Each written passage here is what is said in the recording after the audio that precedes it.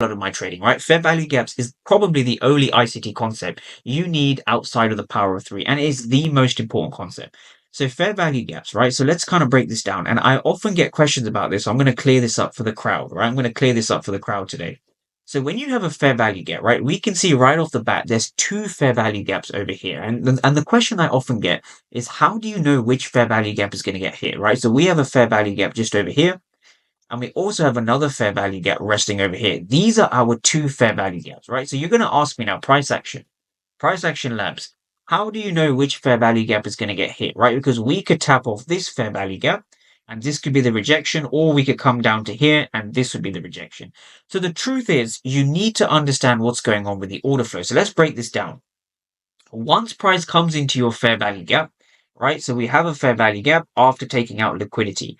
Now, the next thing we're looking at is the two things inside of order flow. We're looking for volume and we're looking for the bid and the ask. And these two things are often married together, right? These are two things that are married together. This is very important to understand, right? So let's break it down to the regular candlestick chart once more time, right? So now from here, we're going to be combining this with the power of three because the title of the video was power of three, right? But the power of three is one of the simplest concepts you can use, right?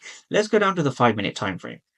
Now, on the 5-minute time frame, it's actually really simple to understand this, right? And you need to understand the steps in terms of what I'm going to explain to you today, right? So when you use the power of three, I often use a 10 a.m. power of three in the New York AM session. And it's really this simple. You want to be buying below the 10 a.m. Eastern. It's that simple. You want to be buying below the 10 a.m. Eastern.